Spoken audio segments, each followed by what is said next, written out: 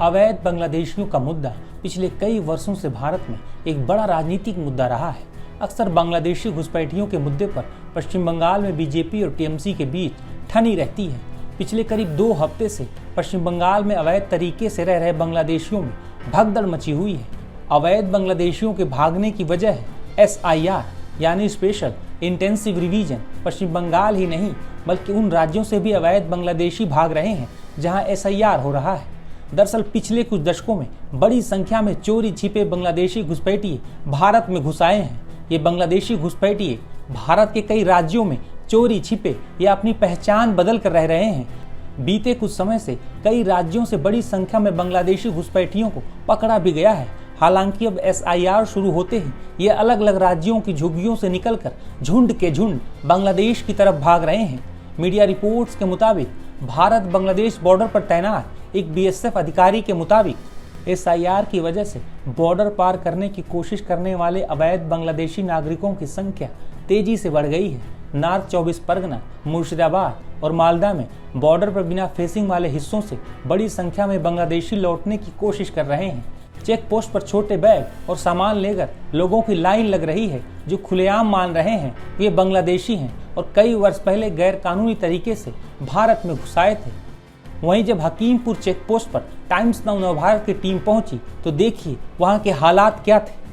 SIR शुरू होते ही बंगाल का जो पॉलिटिकल परिस्थिति है वो काफ़ी टेंस्ड हो चुका है। अभी हम लोग जहाँ खड़े हैं वो है हकीमपुर चेक पोस्ट, और हकीमपुर चेक पोस्ट में जैसे कि आप देख सकते हैं ये विजुअल, ये 100 से ज़्यादा बांग्लादेशियों या जिन लोगों के पास प्रॉपर लीगल डॉक्यूमेंट्स नहीं था भारत में रहने के लिए, उन लोगों का भीड़ जम चुका है।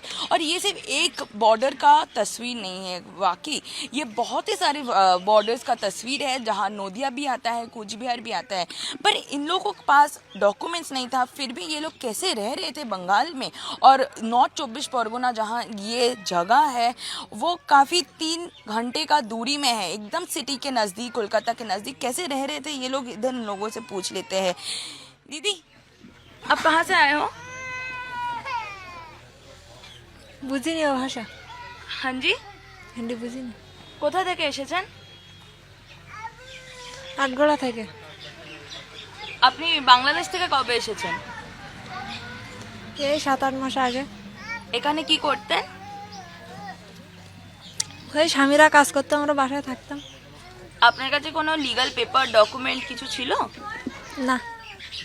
তাহলে আপনি এখানে থাকছিলেন, আপনাকে কেউ বাধা দেয়নি?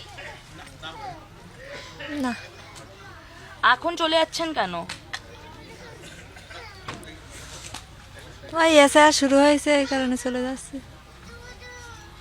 तो जैसे कि आपने सुना, उन्होंने बोला वो इधर आठघोरा पे रहती थी जहाँ भी टाइम्स नाउ भारत में पहले एक्सक्लूसिव कर चुका है, और वो लोग अभी इधर भीड़ जमा है क्योंकि उन लोगों के पास पेपर नहीं था, इसीलिए वो बांग्लादेश वापस जा रही है।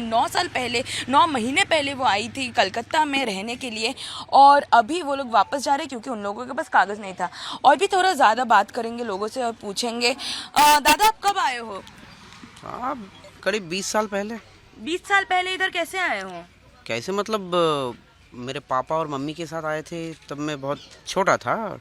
मेरे आँखों में प्रॉब्लम है, तो उनको किसी ने कहा था कि इंडिया में आके डॉक्टर दिखाने से ठीक हो जाएगा। हाँ। इसलिए मुझे लेकर आए थे। उसके बाद फिर जा नहीं सके यहाँ। क्यों नहीं जा सके?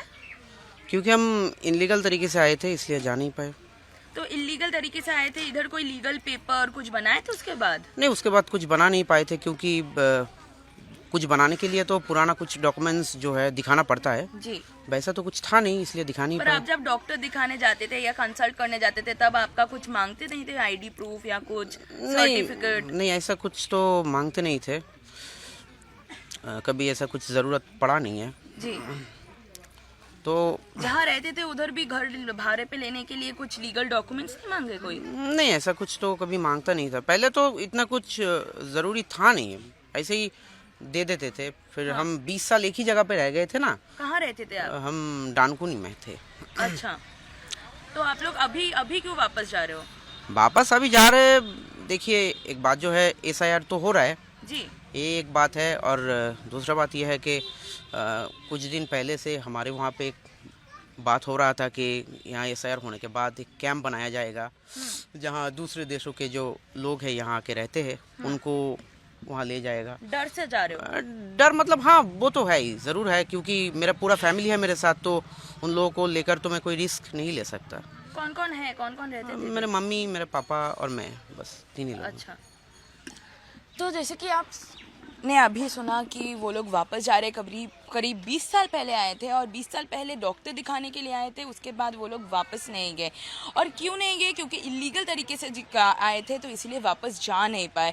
ऐसे ही आप देख सकते हैं इधर जो हकीमपुर की चेक पोस्ट है जो नॉर्थ 24 परगना पे है, उधर 100 नहीं बाकी 300 भी ज़्यादा आदमी अभी इस बॉर्डर पे भीड़ कर चुका है। लगातार 2-3 दिन से ये भीड़ जम चुका है। करीब 300 से 500 लोग इधर है। हम बात करेंगे और लोगों से। आप देख सकते हैं वो लोग ऐसे इधर सोए हुए हैं। दादा थोड़ा बात करना है आपसे। दादा कहाँ से आए हो? गोबरा थी। हाँ जी, गोबरा में थे गाएगा। अच्छा, तो आप लोग बांग्लादेश से कब आए हो इधर? बहुत दिन आ गया। कितने दिन पहले? 3 बছর हो गया। 3 साल हो गया। इधर क्या करते थे? কাজ করতে है। तो अभी क्यों वापस जा रहे हो आप लोग? फिर जाएगा। काटमान नहीं करते पाता है, भय लगता है, डर लगता है। डर लग रहा है? नींद जाने भय आता है। एसआईआर का डर लग रहा है? हाँ। पेपर्स नहीं है ना।